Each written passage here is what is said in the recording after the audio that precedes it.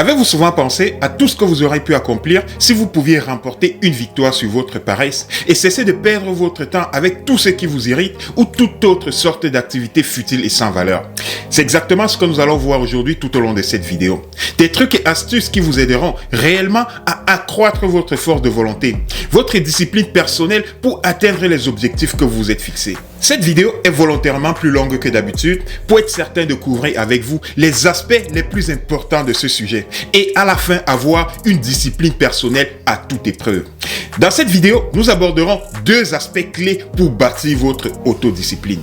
Le premier aspect que nous aborderons vous aidera à déterminer votre niveau de discipline personnelle.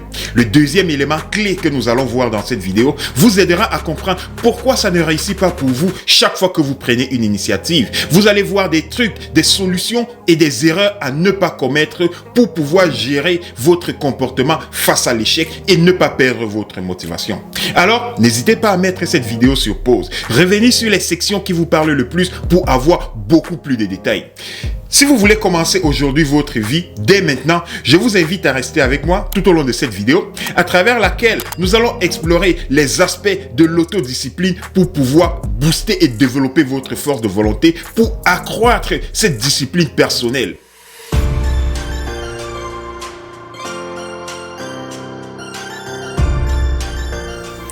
Pour cesser de vous plaindre du temps perdu, apprenez à l'utiliser efficacement. La question de la discipline personnelle est souvent posée lorsqu'il s'agit de développer des grands objectifs.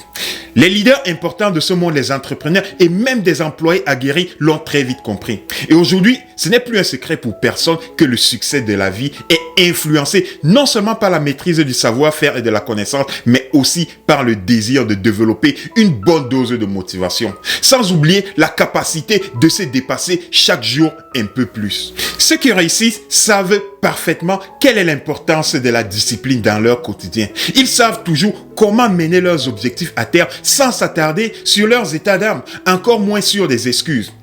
La discipline personnelle est la capacité d'une personne de se forcer à faire quelque chose qu'elle n'aime pas vraiment pour obtenir un résultat tangible, indépendamment des circonstances qui peuvent changer et sur lesquelles nous n'avons absolument aucun contrôle, tels que des problèmes personnels. Sans cette attitude, nous ne pouvons parvenir à aucun des résultats que nous nous sommes fixés. Sans discipline personnelle, les actions nécessaires pour avancer ne sont simplement pas initiées.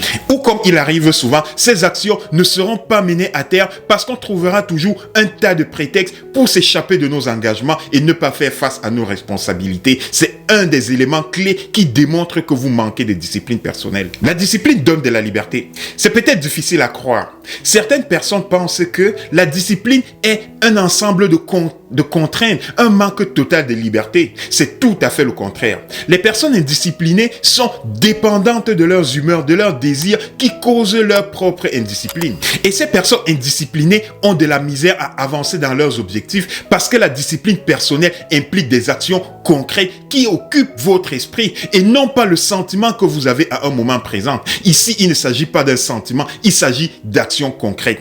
Qu'est-ce que cela signifie? Cela signifie très souvent qu'il est nécessaire de sacrifier certains plaisirs passagers au bénéfice des actions concrètes mais qui sont bénéfiques pour le futur. Par conséquent, seule la discipline personnelle vous force à travailler dur sur une idée, sur un projet ou même lorsque l'inspiration du début a commencé. C'est cette discipline qui vous pousse à aller faire du sport même lorsque vous avez juste envie de rester allongé sur votre canapé après une grosse journée de travail à regarder la télé. Seule la discipline personnelle vous poussera à vous habiller soigneusement. C'est cette discipline qui vous motivera à renoncer à manger par exemple un gâteau lorsque la tentation de rompre votre régime est forte. En gros, la discipline personnelle vous apprendra à utiliser votre temps de manière efficace et productive pour atteindre des grands objectifs. La discipline personnelle est l'outil idéal qui vous aide à accomplir toutes les actions que vous avez prévues. Elle vous aide à obtenir le succès presque dans toutes les initiatives dans lesquelles vous vous êtes lancé. Être discipliné vous aide à vous libérer des dépendances inutiles. Elle vous permet de mettre fin à la procrastination. Imaginez un instant les objectifs que vous auriez déjà atteints si vous étiez resté contraint à respecter votre plan de maths, et cela peu importe les situations que vous aurez traversées. Imaginez un instant que vous avez comme objectif de perdre du poids ou encore d'obtenir une formation qui vous permettra de trouver le travail de vos rêves. Imaginez que vous souhaitez gagner une grande somme d'argent. Sans discipline personnelle, toutes ces belles intentions resteront des lettres mortes. En faisant preuve d'autodiscipline, tous vos problèmes, toutes vos préoccupations vont se résoudre à votre faveur. La discipline personnelle est l'un des instruments les plus efficaces dans le développement personnel. C'est un mode de contrôle de soi, c'est un état d'esprit qui vous donne la force d'arrêter par exemple de fumer ou qui vous motive à mettre en action vos engagements, à vous mettre en action, à vous déterminer par exemple dans votre objectif de perte de poids superflu. C'est l'autodiscipline qui vous permettra de persévérer face à la tentation et de continuer droit vers vos objectifs. Il n'existe pratiquement aucun problème qui ne puisse être résolu par la discipline personnelle. La meilleure récompense d'un travail, c'est la possibilité d'obtenir des résultats tangibles pour pouvoir fixer de nouveaux objectifs et être capable d'aller vers l'avant. Cette détermination vous permet de passer à un autre niveau et être utilisé pour avoir des objectifs de beaucoup plus grande importance. En ce moment, vous avez certainement une discipline personnelle assez faible et cela comme la grande majorité des gens et ça n'a rien de méchant. Il est possible qu'à l'heure actuelle, vous ne soyez pas capable de faire certaines choses qui vous tiennent à cœur mais que vous auriez pourtant aimé accomplir. En revanche, vous pouvez vous dépasser, renforcer votre discipline personnelle et prendre des actions que vous souhaitez pour atteindre ces objectifs-là. Et surtout, dépasser votre niveau, passer à un autre niveau de développement personnel. Eh bien oui, la discipline personnelle est une qualité. C'est un outil de succès, mais ce n'est pas une qualité innée. C'est une qualité qui se développe. Vous pouvez améliorer cette qualité tout comme vous pouvez entraîner votre corps. Cela ne se fait pas en quelques jours ni en quelques semaines. Mais au fil du temps et avec détermination, vous obtiendrez des résultats significatifs, un progrès évident sur votre engagement. Alors, la discipline personnelle est une bonne chose. Mais pour passer à l'action, par où commencer ? Avant tout, intéressez-vous à votre préparation psychologique. Sans savoir comment est-ce que vous êtes, sans avoir le bon état d'esprit et la faculté de croire sincèrement en vos forces et vous êtes à vos capacités, vous êtes condamné à échouer si vous ne croyez même pas en vos capacités.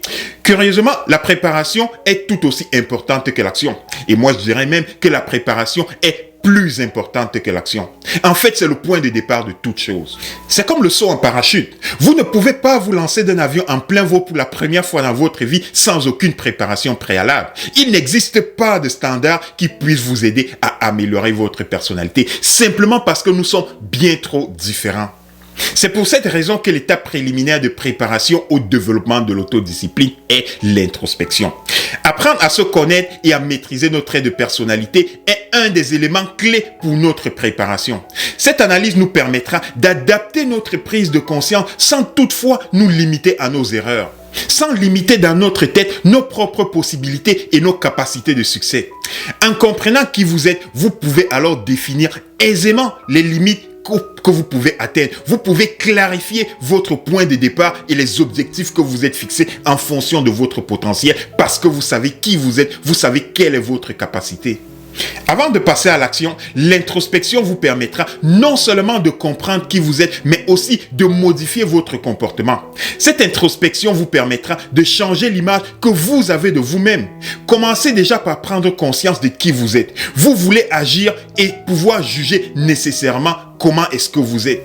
Cette approche vous permettra de savoir comment est-ce que vous êtes et non comment est-ce que les autres vous perçoivent, ni comment est-ce que vous vous sentez. Une composante essentielle de la discipline est de se connaître soi-même. Vous devez comprendre quels sont vos comportements et quels sont les signes qui reflètent au mieux les objectifs et les valeurs que vous avez. Ce processus exige de faire une analyse approfondie de soi-même. Alors, il vaut mieux faire cette analyse de manière écrite. Prenez le temps de noter sur un bout de papier vos objectifs, vos rêves et vos ambitions. La discipline personnelle que vous voulez développer prendra du temps. Elle dépendra de ce que vous faites et de ce que vous ne voulez pas faire, de ce que vous ne faites pas. Si vous ne comprenez pas ce qui vous gêne, si vous refusez de comprendre ce qui vous freine, alors votre succès sera de courte durée. Et surtout, dans des projets de petite envergure. Par conséquent, vous vous exposez, vous vous mettez en position dans laquelle vous risquez de commettre des erreurs très graves dans des projets de grande envergure. Mais le plus probable, c'est que vous accuserez des circonstances extérieures plutôt que de reconnaître que vous auriez dû faire différemment. Voilà pourquoi il est important de comprendre qu'on ne peut pas se passer d'effectuer cette introspection, d'effectuer un travail approfondi sur soi pour comprendre quels sont nos handicaps, quels sont nos bloquants, pour trouver des alternatives pour passer au travers. Il est important pour vous de déterminer votre niveau de discipline personnelle. Si vous ne le savez pas, alors vous ne comprendrez jamais comment planifier votre travail pour l'avenir. L'erreur la plus courante, la plus répandue, ce que font les gens, est que l'amélioration de leur niveau de discipline personnelle est définie sur une base qui ne soit pas claire. Ils ont une capacité, je dirais même une incapacité à comprendre et à accepter leur juste valeur, à savoir qui ils sont vraiment et qu'est-ce qu'ils valent vraiment à un moment bien précis. Et c'est à ce moment que rentre le doute. Entraîner sa volonté, c'est comme entraîner ses muscles pour réussir. C'est comme aller dans une salle de sport. Pour y faire, vous devez connaître votre force du moment pour arriver à faire des résultats qui ont de l'allure, des résultats qui vous poussent à continuer.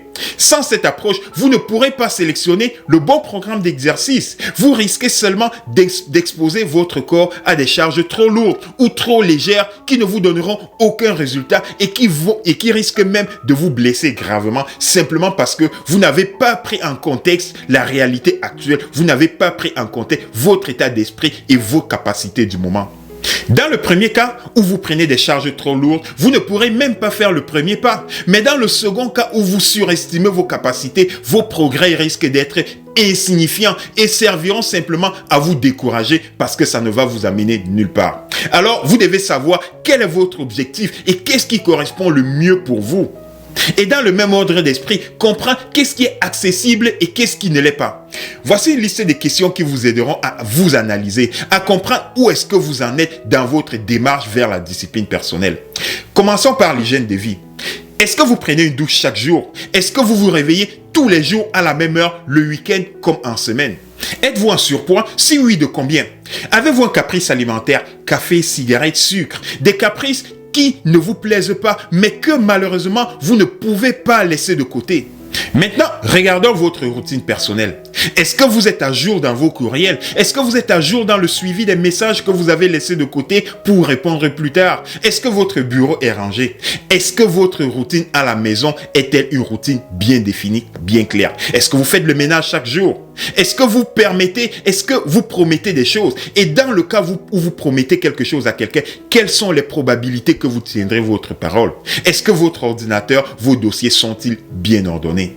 À quelle fréquence faites-vous du sport? Combien de temps consacrez-vous au travail chaque jour? Quelle est la chose dont vous pouvez vous passer pendant un mois d'affilée? Maintenant, concernant vos objectifs et les moyens de les atteindre, combien de temps par jour passez-vous devant la télé ou combien de temps passez-vous sur les réseaux sociaux? Est-ce que vous pourrez réduire votre temps passé de la télé pendant un mois? Et votre tenue, vos vêtements sont-ils repassés et soignés? Est-ce que vous menez une vie saine en matière alimentaire? Qu'est-ce que vous suivez comme régime? Avez-vous des dettes de crédit? Maintenant que vous avez répondu à ces quelques questions, vous pouvez maintenant évaluer votre niveau de discipline. Attribuez une note sur une échelle de 1 à 10 sur chacune des réponses que vous avez données. 10 étant la meilleure réponse, le comportement idéal à avoir, et 1 étant le pire des comportements, ce que vous voulez vraiment laisser de côté. Vous devez être capable, avec cette approche, d'identifier les domaines dans lesquels votre discipline est clairement en défaut. Essayez de voir quel point votre discipline se trouve, à quel point votre discipline se trouve de votre idéal. Établissez un plan strict pour atteindre ces objectifs-là, pour vous rapprocher de votre idéal. Par exemple, si vous avez du mal à vous lever à 7h, à 9h du matin, essayez par contre de vous lever à 7h du matin parce qu'en vous levant à 9h, vous êtes toujours en retard et vous courez dans tous les sens. Donc votre objectif est de vous lever beaucoup plus tôt, simplement pour avoir le temps de vous préparer de manière convenable. Cela paraît peu probable de vous demander de vous lever à 7h du matin si déjà vous avez de la misère à vous lever à 9h. Mais par contre, il existe une méthode simple et c'est la base de l'autodiscipline. Au lieu de vous lever à 9h du matin, essayez de vous lever déjà dans un premier temps un quart d'heure un peu plus tôt. Cela vous permettra déjà de vous forcer psychologiquement à faire cet effort, à vous discipliner, à vous pousser à sortir de votre zone de confort. Après avoir assimilé ce réveil un quart d'heure plus tôt. Essayez de régler votre réveil un autre quart d'heure plus tôt, ainsi de suite. Et peu à peu, après, avec le temps, vous verrez que vous avez réussi à régler votre cadran une demi-heure plus tôt que votre heure habituelle. C'est ainsi que la discipline s'établit et c'est ainsi qu'on établit des routines, mais des routines qui vont dans le bon sens. À partir du moment où vous commencez à élever votre niveau de discipline personnelle, vous commencerez immédiatement à remarquer des activités inutiles que vous faisiez dans le temps et qui n'ont aucune valeur ajoutée. Et ces activités, malheureusement, étaient faites chaque jour. Ce sont des activités qui ne vous apportent rien de nouveau, mais que vous ne voyez pas parce que vous étiez dans une routine d'inconscience. C'est de là que venait la prise de conscience, la connaissance de soi. L'instauration d'une routine de discipline personnelle exige beaucoup de temps. Avec le temps, vous apprendrez à identifier des petites failles qui se trouvent dans vos habitudes. Ces failles pourraient se transformer en comportements indisciplinés si aucune action concrète n'est prise pour les colmater, pour fermer ces tâches-là. Cette attitude vous aidera à prendre des bonnes décisions. Des décisions qui sont en harmonie avec votre objectif et avec vos valeurs. Le pouvoir de vous sortir de n'importe quelle situation dépend de la cause de cette situation. Et c'est à vous d'identifier cette cause-là. Un nouveau comportement est toujours produit par une nouvelle idée, par une conviction qui se produit dans notre cerveau. Durant toute notre vie, chacun de nous a reçu et a accumulé une expérience de vie. Sur cette base, nous établissons une image de nous-mêmes. Une image très précise, mais cette perception n'est pas toujours aussi juste que nous le pensions parce qu'elle est produite par l'image, la perception que nous avons eue qui a été, elle, à son tour, influencée par les expériences, par l'éducation que nous avons reçue. Le problème réside ici à un autre niveau. Malgré l'état réel des choses que nous percevons dans notre tête, nous croyons aveuglement à cette perception de nous-mêmes. C'est ce qui devient notre propre vérité parce que pour nous, dans notre tête, c'est clair, mais c'est carrément influencé par notre éducation. En règle générale, les gens indisciplinés croient en leur capacité d'organiser leur vie. Et ce qui est le plus marrant, c'est qu'ils pensent qu'ils peuvent convaincre les autres à agir exactement comme eux. Notre conscience fonctionne de telle manière que nous sommes convaincus, par exemple, de notre infériorité et que ce que nous voyons devient notre réalité dans notre tête. Alors cette réalité nous accompagne tout au long de notre vie parce que nous avons comparé autour de nous et nous nous sommes convaincus nous-mêmes que nous sommes inférieurs à ce que les autres font.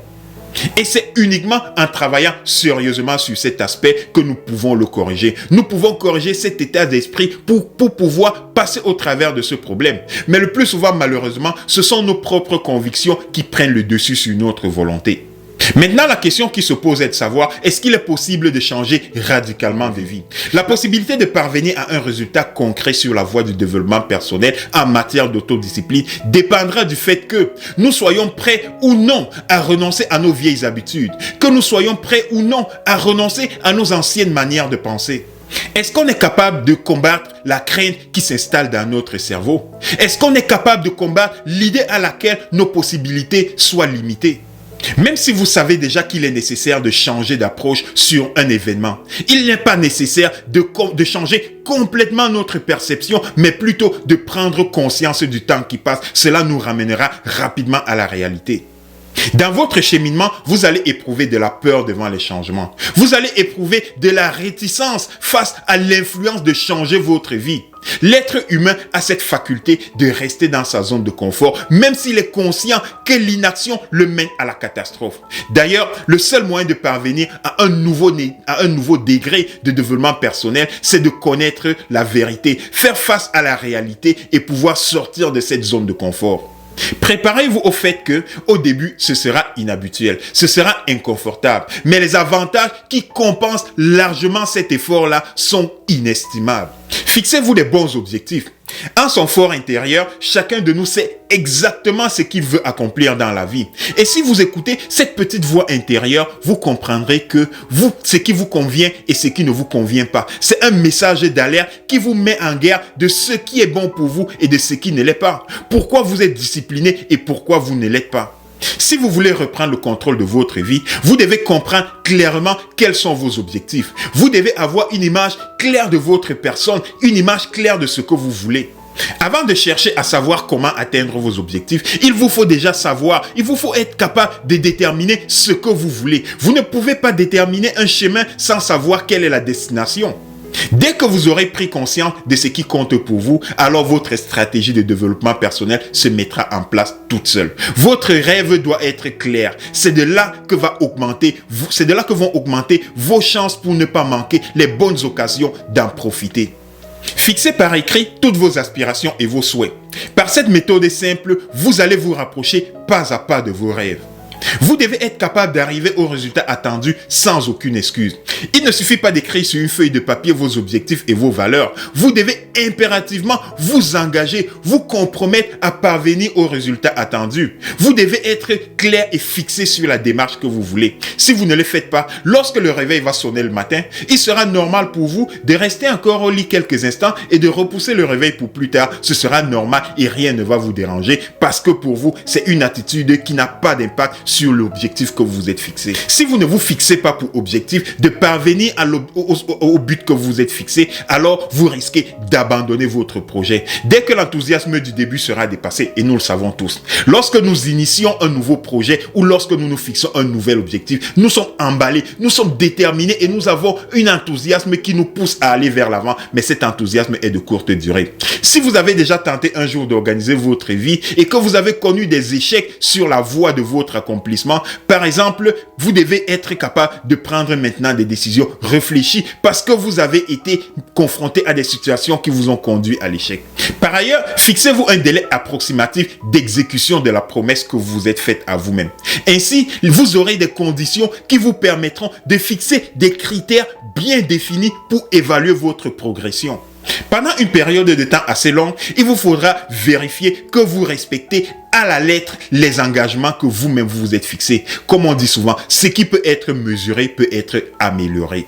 L'efficacité de votre autodiscipline dépendra alors de votre courage, de votre efficacité à prendre des décisions concrètes, à dire non face à des influences qui vous poussent à modifier votre projet. C'est justement pour cette raison qu'il est important de contrôler chacune des actions qui nous rapprochent de notre but. Dès que vous commencerez à obtenir des petites victoires personnelles, votre confiance augmentera de façon exponentielle et vous deviendrez alors beaucoup plus fort. Vous verrez que les tâches à accomplir sont beaucoup plus faciles pour vous si vous restez discipliné. Alors, apprenez à gérer votre dialogue intérieur. Quand nous voulons des résultats précis, nous l'obtenons forcément parce que nous y mettons toute notre énergie, toute notre attention et toutes nos ressources. Il vous suffit de vous convaincre au préalable que la situation va changer. C'est ça qui vous aidera à garder présent à l'esprit que rien n'est fini tant que ce n'est pas fini. Alors, à ce moment précis, vous commencerez à assimiler les informations qui pourront confirmer et justifier vos attentes, qui pourront justifier les efforts et les sacrifices que vous faites en ce moment pour atteindre ce but-là. En sachant cette particularité du fonctionnement du cerveau humain, vous pouvez, à l'aide du dialogue intérieur, renforcer l'image que vous avez de vous-même. Plus nous pensons en nos qualités, les qualités que nous avons, plus nous nous habituons à ces habiletés-là.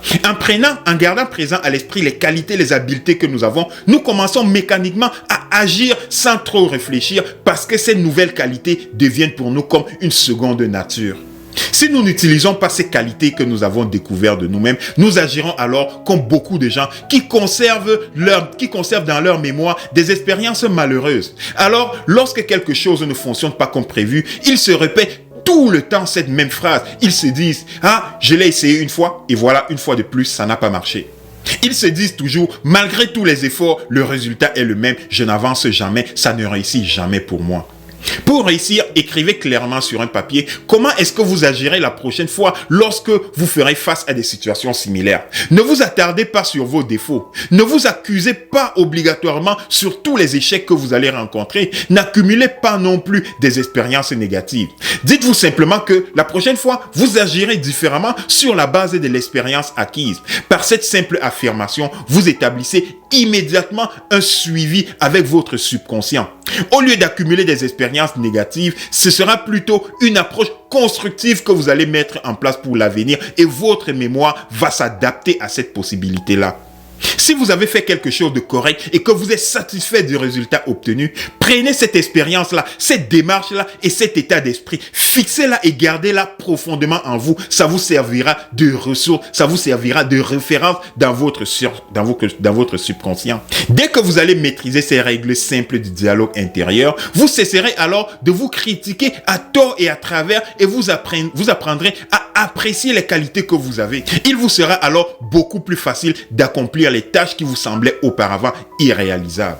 Planifiez votre progression un pas à la fois. Aucun grand objectif n'a été atteint sans effort. Par conséquent, une fois que vous avez défini votre objectif, une fois que vous avez défini les étapes que vous devez accomplir chaque jour dans cette direction-là, vous allez voir à quelle vitesse vous allez avancer vers votre objectif. C'est par des petits pas qu'il faut commencer. Évitez de prendre des grandes bouchées qui vont vous décourager parce que les possibilités de l'être humain sont limitées. Si vous commencez tout de suite à vous imposer des missions ou des tâches hors de votre portée, l'inspiration va très vite disparaître et c'est de là que vient le découragement. C'est ce que vous voulez absolument éviter. Il est indispensable d'utiliser une approche progressive, c'est-à-dire d'augmenter petit à petit la charge que vous êtes capable de prendre. C'est alors que vous pourrez élever votre potentiel. Mais une fois que la planification est achevée, deux questions se posent. La première question est de savoir comment agir maintenant, comment commencer à agir maintenant pour rester sur la bonne voie et comment poursuivre notre démarche pour mener notre projet à terme sans abandonner en cours de chemin.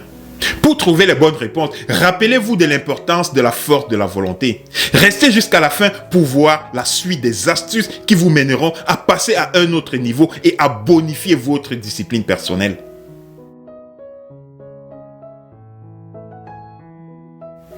Nous sommes nombreux à connaître le syndrome du nouvel an, où chaque année, nous nous fixons de nouvelles résolutions fermes pour commencer la nouvelle année, pour commencer et changer notre vie. Dès le lendemain, malheureusement, nous retombons rapidement dans nos vieilles habitudes. C'est pour soigner ce syndrome justement que beaucoup de gens ont recours à des méthodes telles que l'amélioration de la discipline personnelle. La discipline, c'est le respect d'un ordre strict des choses bien définies. Lorsqu'on l'observe de l'intérieur, on se rend rapidement compte à quel point on se connaît moins que ce qu'on aurait pu imaginer. Pourtant, il serait stupide d'abandonner la construction d'une maison simplement parce qu'elle n'est pas achevée. C'est la même chose par rapport à la discipline personnelle. Nous ne l'avons pas, nous avons de fortes lacunes, mais notre mission est de terminer de la bâtir, de construire notre autodiscipline et de se lancer vers l'avant pour passer à un autre niveau. Si votre discipline personnelle laisse voir des failles, cela signifie qu'un effort supplémentaire est nécessaire pour colmater ces failles-là. Quel que soit l'état d'esprit dans lequel vous êtes, après un échec ou après une promesse non tenue, acceptez simplement qu'il vous faut continuer de travailler sur vous-même et continuer d'aller vers l'avant. Armez-vous de patience et réveillez-vous. Regardez autour de vous. Regardez si vous avez respecté les recommandations et les critères que vous-même vous vous êtes fixés. Continuez à travailler dessus. Restez discipliné pour garder la bonne voie. Mais posez-vous aussi en même temps la question, est-ce que vous avez besoin de discipline? C'est un peu comme vouloir vous sortir des sables mouvants vous-même, en vous tirant vous-même par les cheveux pour vous sortir de ce pétrin. C'est précisément ce paradoxe qui est l'ennemi numéro 1 de la discipline personnelle, parce que vous essayez de trouver une solution lorsque vous n'avez même pas encore compris qu'est-ce qui cause le problème que vous vivez. Lorsque le moins discipliné tente de se discipliner pour réussir, lui-même ce moins discipliné doit déjà être discipliné à la base. Résultat, nous n'arriverons à rien. Nous n'avons aucune chance d'être autodisciplinés et d'avoir des résultats concrets parce que nous n'avons même pas encore compris la cause du problème.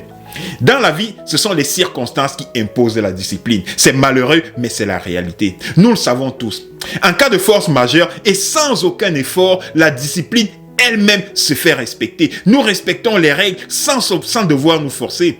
Par exemple, dans le cas du service militaire ou d'un travail qui présente un danger de mort. Dans ces cas-là, les règles à suivre s'imposent d'elles-mêmes. On n'a pas besoin de faire un effort supplémentaire pour suivre ces règles-là. C'est de là que vient la mentalité de renforcer la discipline personnelle. Dans ce cas, l'envie de changer ne vient pas que de la sous-évaluation de nous-mêmes, mais elle vient aussi de la perception que les autres projettent sur nous, l'image que nous nous faisons de ceux qui nous entourent et de ceux que nous voulons prendre comme modèle. Maintenant, la question reste à savoir, est-ce que nous voulons réussir ou est-ce que nous voulons uniquement copier les attitudes de ceux que nous voyons comme modèles? Si la réponse est oui, alors vous n'arriverez à rien.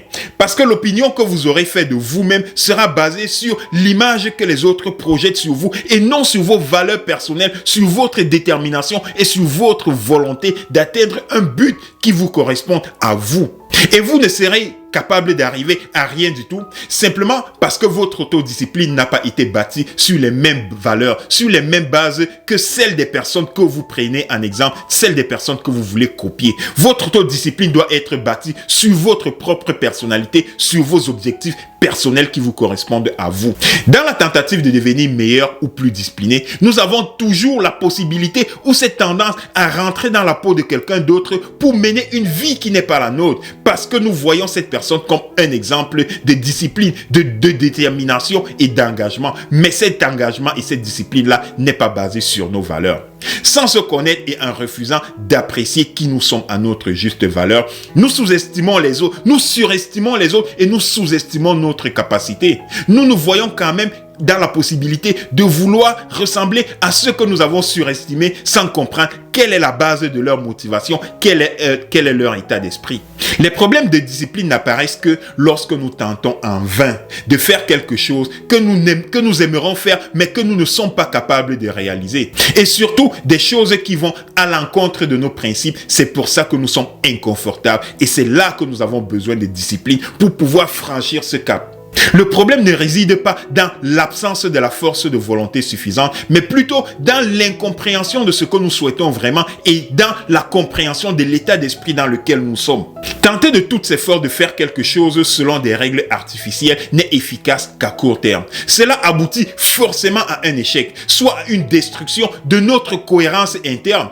Ainsi, résoudre un problème de discipline implique de prendre conscience de la compétence que nous avons, de nos motivations naturelles et de l'état d'esprit dans lequel nous sommes actuellement. Quand nous savons ce que nous voulons, la question de la discipline ne se pose même pas parce que c'est clair dans notre tête. À ce moment-là, tout se fait tout seul. Nous faisons tous les efforts nécessaires par nous-mêmes pour atteindre cet objectif-là et nous y donnons efficacement avec un engagement maximal parce que ce que nous voulons est clair. Notre chemin et notre destination sont clairs dans notre tête. La discipline, c'est se soumettre volontairement aux circonstances du moment. Et la discipline personnelle inefficace, c'est de s'imposer artificiellement des circonstances qui ne nous correspondent pas, simplement parce que nous voulons atteindre un objectif qui ne nous correspond pas, simplement pour pouvoir faire comme les autres. Définissez clairement vos objectifs et à titre de vérification, réfléchissez à ce qui vous a inspiré. Peut-être préférez-vous malgré tout rester tel que vous êtes, rester qui vous êtes et non copier quelqu'un d'autre. Toutefois, ce n'est pas la peine de tomber dans des excès et de commencer à faire des choses, commencer à aller à la chasse aux objectifs impressionnants simplement parce que en parlant avec les autres, quand vous allez leur mentionner quels sont vos objectifs, ça paraîtra extraordinaire et vous ferez apprécier alors que ce ne sont pas des objectifs qui correspondent à vos valeurs. Tout n'est peut-être pas si mal dans votre situation et les échecs que vous vivez peuvent être simplement une période de transition vers le succès que vous êtes en train d'atteindre. Maintenant, en ce qui concerne les erreurs les plus répandues, c'est une erreur que de chercher à se forcer à faire des choses trop pénibles. Quand nous n'avons pas pris le temps de préparer une stratégie et une discipline personnelle qui nous permettront d'atteindre ces objectifs-là. Imaginez une personne qui vient pour la première fois dans une salle de sport. Elle essaye tout de suite de soulever 150 kilos à la presse. Cette initiative ne donnera aucun résultat et de toute façon, vous allez juste générer de la frustration et de la déception. Pour poursuivre avec l'analogie de la salle de sport, si vous pouvez soulever à ce moment-là seulement 10 kilos, commencez par ce point-là. Il n'y a absolument rien de honteux de commencer au point où vous êtes capable. N'essayez pas de faire comme les autres ou ne faites pas ce qui est dans votre tête sans pouvoir évaluer vos capacités réelles du moment. De même, si actuellement vous êtes une personne qui n'est pas du tout disciplinée, vous ne pourrez pas commencer à réaliser des grandes tâches. Commencez par des petites étapes, commencez à changer votre état d'esprit, commencez à faire ce que vous êtes capable d'accomplir.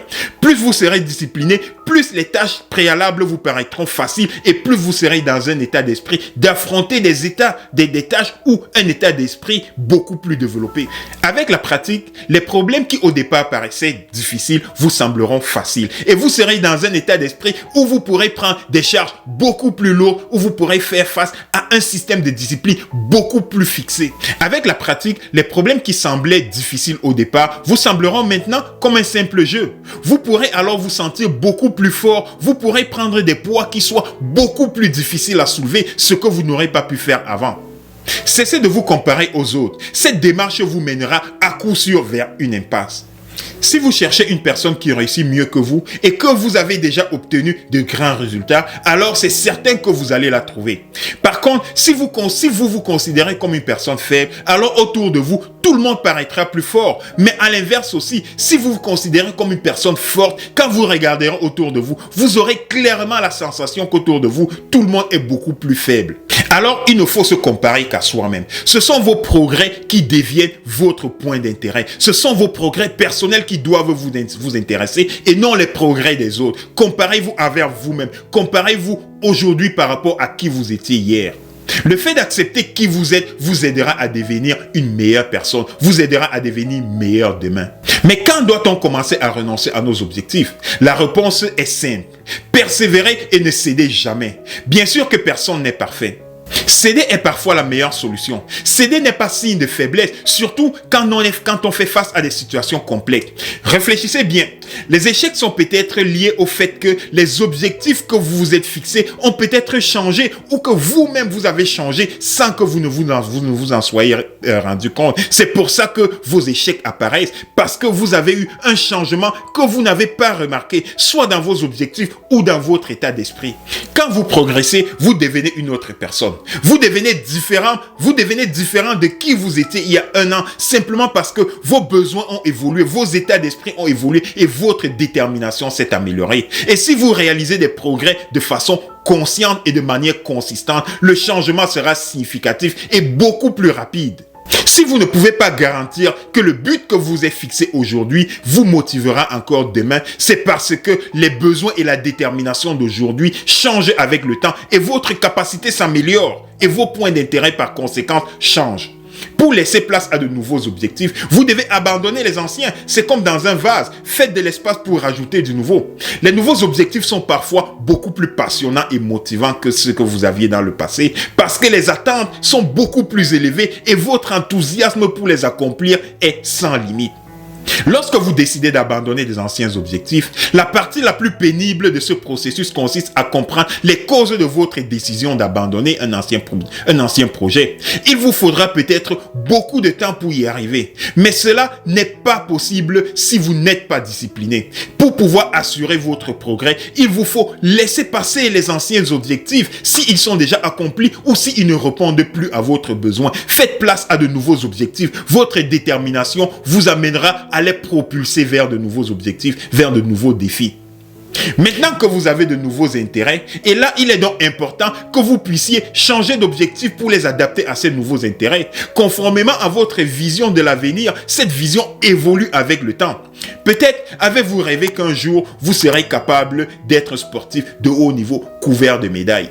Et supposons maintenant que vous avez atteint cet objectif, maintenant que vous avez atteint ces résultats et que vous êtes beaucoup plus âgé, vous êtes passé à un autre niveau et vos intérêts ont changé. Avec l'âge que vous avez, vous ne voulez plus être un sportif de haut niveau simplement parce que vous ne pouvez même plus à cause de votre âge. Alors un choix s'impose. Soit vous suivez l'état d'esprit qui vous a passionné pendant toutes ces années ou vous embrassez votre nouvelle réalité avec passion. Ce choix est grave, ça paraît facile, mais il est important.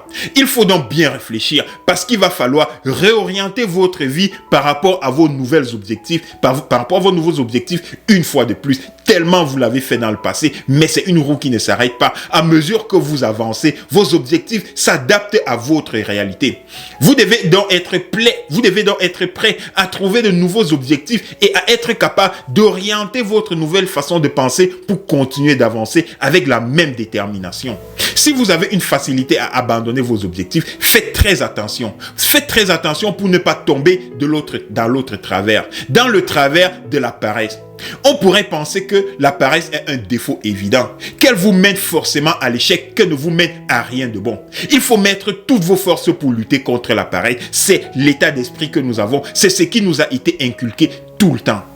Alors, à bien examiner, il se trouve que la paresse n'apparaît pas toute seule. La paresse est un mécanisme particulier de protection contre la répétition des expériences négatives, un moyen de défense contre la répétition des moments désagréables que nous avons vécus dans le passé. Surprenant, n'est-ce pas?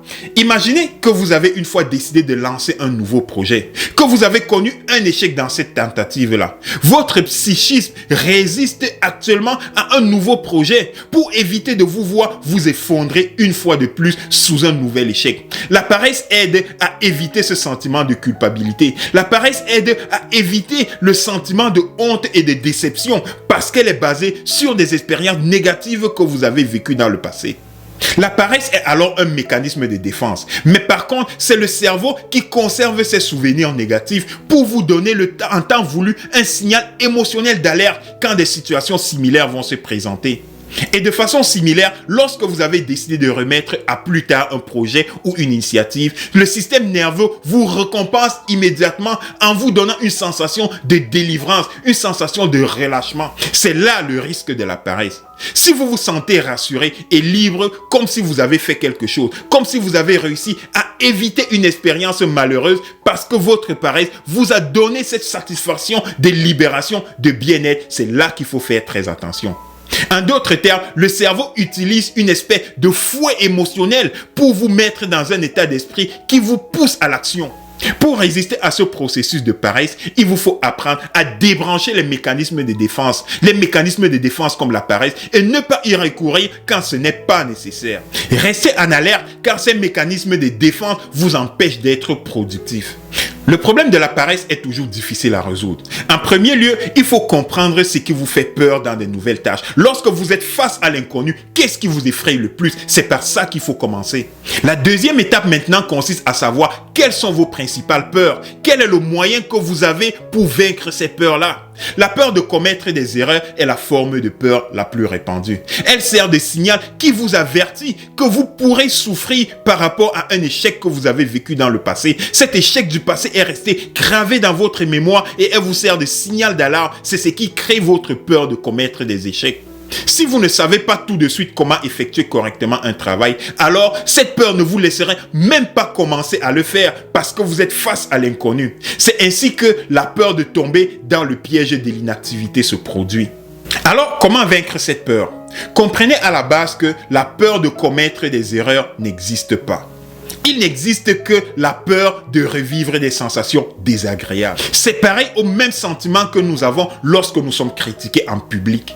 Apprenez à vous aimer indépendamment du résultat de votre travail. Alors la peur de l'échec disparaîtra d'elle-même parce que vous avez franchi une étape. Vous vous êtes rendu compte que ce qui n'a pas été possible dans le passé a été possible maintenant et vous venez d'effacer une peur de votre répertoire. Alors, comment se manifeste cette peur? À partir du moment où vous avez décidé de revivre de manière permanente la poursuite de vos objectifs, de ces objectifs qui ont été ratés, vous devez, pour changer de cap, planifier de nouvelles actions, planifier votre journée et vous fixer un délai d'exécution pour être concret, pour que votre système nerveux comprenne que vous êtes dans un nouvel état d'esprit et désactiver ces mécanismes de défense.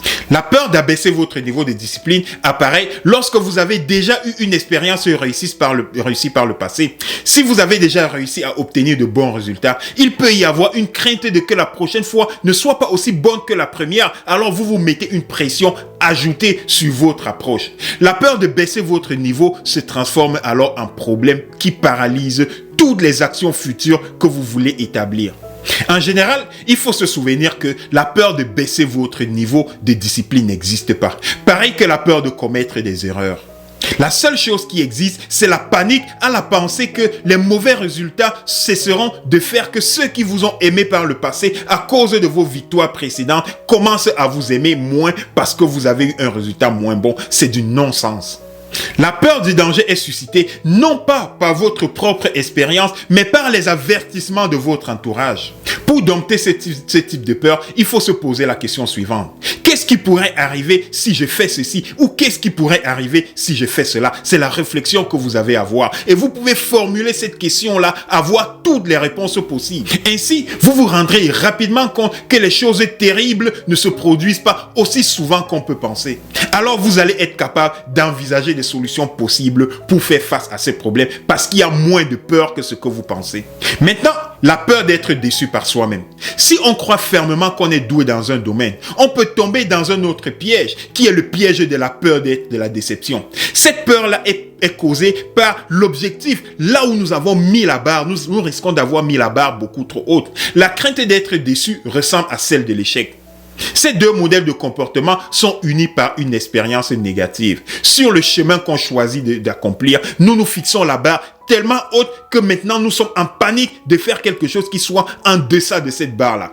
Ces deux craintes sont des pièges très dangereux.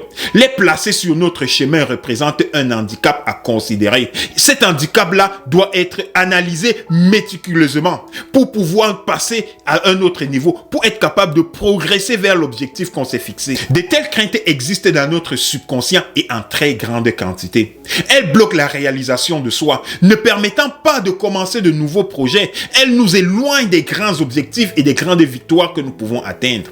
Si on ne met pas notre situation au clair, on peut s'interdire tout nouveau succès et ce qui est malheureux sur la voie de la discipline personnelle. Nous devons franchir ces étapes-là. Comprendre nos craintes personnelles est une étape importante pour se libérer de la paresse. Pour comprendre et vaincre nos craintes, il faut déjà les étudier en détail. Dresser une liste de questions pour répondre à chacun des événements qui déclenchent ces peurs-là. Et précisément, nous allons être capables de les identifier.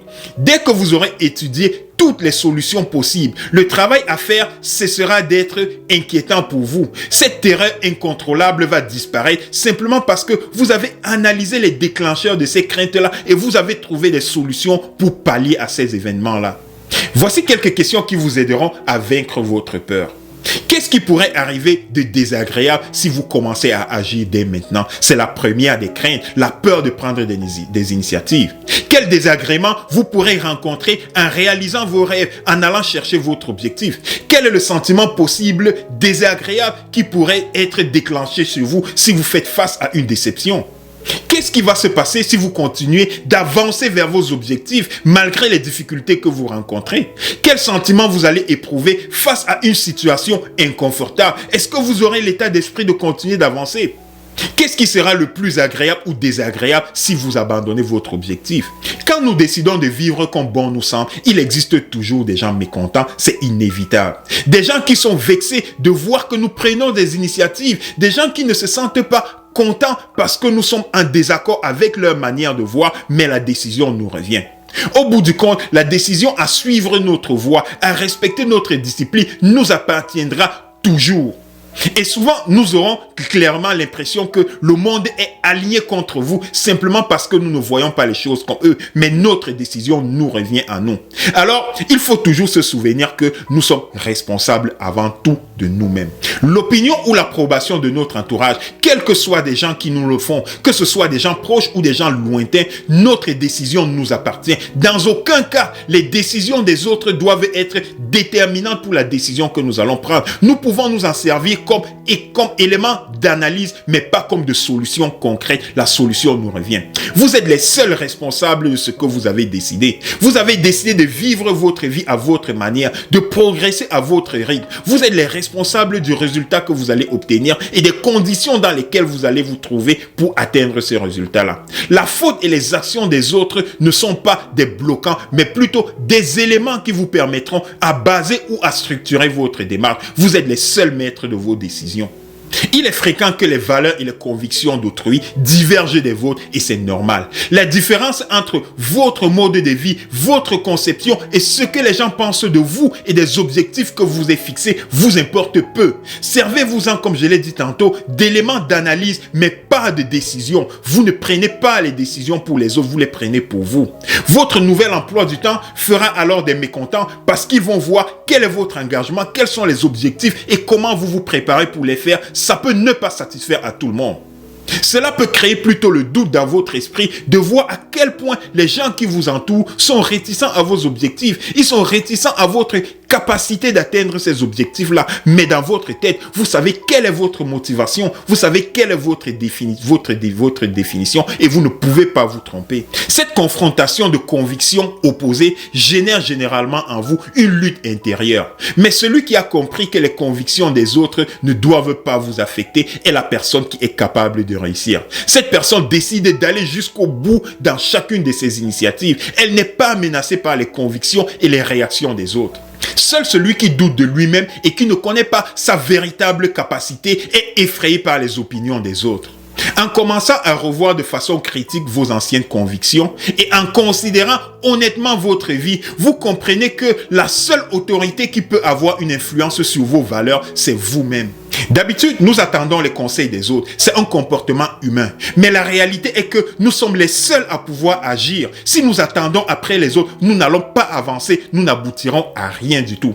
Au mieux, les autres peuvent dire ce qu'ils pensent de vous. Ils peuvent vous mentionner comment est-ce qu'ils voient vos objectifs ou votre attitude. Mais ces informations ne trouveront normalement aucune place dans votre conscience parce que votre stratégie de développement personnel est solide. Elle a été élaborée en observant les craintes et les éléments que vous pouvez mettre en place pour passer au travers de toutes ces craintes et de toutes ces considérations externes. Les tâches difficiles sont généralement liées aux grands résultats. Et l'inverse est vrai aussi. Si vous voulez obtenir des résultats, préparez-vous d'abord à accomplir un grand travail, ça va de soi. Si vous n'obtenez pas ce dont vous avez besoin, vous ne pourrez jamais vous sentir pleinement heureux. Vous pouvez dire que vous avez déjà tout ce qu'il vous faut. Vous pourrez même vous amuser à faire comme si toutes les aspirations, vos désirs, vos rêves n'ont aucune importance parce que vous vous suffisez. Mais la réalité est là. De toute façon, vous devez obtenir quelque chose. Et tant que vous ne l'avez pas obtenu, peu importe les apparences que vous pourrez donner, ce manque est présent et c'est quelque chose qui vous tient à cœur. Tant que vous ne l'avez pas obtenu, vous ne pouvez pas vous considérer heureux parce que ça représente un objectif. On dit souvent que quand on fait des efforts nécessaires pour résoudre des problèmes, on trouve toujours on se retourne toujours vers des faux espoirs parce qu'on attend à travers une aide extérieure en se disant « J'espère que ça va marcher, j'espère que j'aurai assez d'argent, j'espère que les gens vont acheter mon produit, j'espère que tout va s'arranger. » Parce qu'on attend à travers une source externe qui nous aidera à atteindre votre objectif. C'est une erreur monumentale. Fixez-vous vos objectifs par rapport à vos déterminations, par rapport à vos capacités et par rapport aux ressources que vous avez. On espère tout le temps que quelqu'un d'extérieur viendra répondre à nos besoins, que quelqu'un va changer notre vie à notre place, quelqu'un d'autre va nous rendre heureux. C'est-à-dire qu'au bout du compte, quelqu'un d'autre nous donnera la solution que nous voulons pour atteindre nos objectifs. Erreur monumentale. N'attendez après personne pour définir et vous lancer vers votre objectif. Vous êtes les seuls maîtres de ce navire et vous avez le potentiel d'y arriver parce que vous avez réfléchi. Mais si on passe du temps à espérer et à attendre, aucune amélioration ne viendra, personne ne viendra à notre secours. Il est temps d'abandonner des faux espoirs et poser des actions concrètes, se lancer de manière déterminée vers les objectifs que nous avons. Transformer cet espoir passif vers des actions concrètes et des objectifs clairs. Planifiez les étapes pour atteindre vos objectifs. Planifiez des étapes structurées. Dites-vous toujours, je dois commencer maintenant. N'attendez après personne pour vous lancer. Prenez des initiatives et lancez-vous tout seul. C'est dans l'espoir que se cache la cause de nos souffrances, parce que nous attendons après une ressource que nous ne connaissons pas. Nous attendons que les choses changent parce qu'un coup de baguette magique va intervenir et nous allons subitement voir la lumière sans avoir mis aucun effort. Cette petite voix de l'espoir nous force à subir des déceptions. Elle nous force à subir déception après déception parce qu'elle nous empêche de prendre nos responsabilités, de commencer à agir. Apprenez à ne pas espérer à agir. Prenez vos initiatives. Apprenez à effectuer le travail par vous-même. Essayez différentes solutions lorsque ça ne marche pas. Recherchez de nouveaux objectifs ou des alternatives. Forcez-vous à parvenir à atteindre vos résultats. C'est toujours le premier pas qui compte. C'est toujours le premier pas le plus difficile à faire. Un corps immobile a besoin de beaucoup plus d'énergie pour se mettre en vitesse comparé à un corps qui est déjà en mouvement. Il est beaucoup plus facile de l'accélérer. Donc, plus tôt vous vous mettez en action, plus facile il sera de prendre de la vitesse et aller beaucoup plus vite vers vos objectifs, d'accumuler des ressources nécessaires sans trop d'efforts. Faites quelque chose. Peu importe ce que vous devez faire, essayez d'être meilleur par rapport à hier. Donnez l'exemple à vous-même. Regardez qui vous étiez hier par rapport à qui vous voulez être demain. Continuez d'avancer. C'est comme aller à vélo. Tant que vous êtes en marche, vous ne tombez pas, mais dès que vous arrêtez, c'est la chute obligatoire. Prenez une décision, mais n'ayez pas peur de la suite. Si la suite s'avère incorrecte, n'ayez pas peur. Apprenez de cet échec-là pour vous améliorer. Continuez d'avancer, ne faites pas du surplace. Il est beaucoup plus important d'avancer que de faire de grands efforts, mais en restant au même point. Si on croit à une chose fermement de tout cœur, elle se réalise forcément parce que nous avons mis toute notre énergie, nous avons mis toute notre attention et toute notre détermination. Dès que vous commencerez à agir, dès que vous commencerez à obtenir de bons résultats, alors vous aurez une sensation d'être beaucoup plus fort, une sensation de fierté qui va vous envahir. C'est le moment le plus important de votre vie lorsque vous accomplissez des tâches, peu importe la grandeur ou la magnitude de ces tâches. C'est tout pour aujourd'hui. En espérant que vous avez trouvé ces informations utiles et que vous les mettrez en pratique. Pour ne rien manquer, abonnez-vous à cette chaîne et rejoignez-nous dans un prochain épisode dans le contexte du leadership authentique. Si vous avez aimé cette vidéo, n'hésitez pas à la partager. N'hésitez surtout pas à nous poser vos questions dans les commentaires et nous y répondrons dans nos prochaines vidéos. Mon nom est Abel de Pack B Motivation. Ensemble, bâtissons cette communauté de leaders. Soyez des leaders inspirants. Merci et à la prochaine.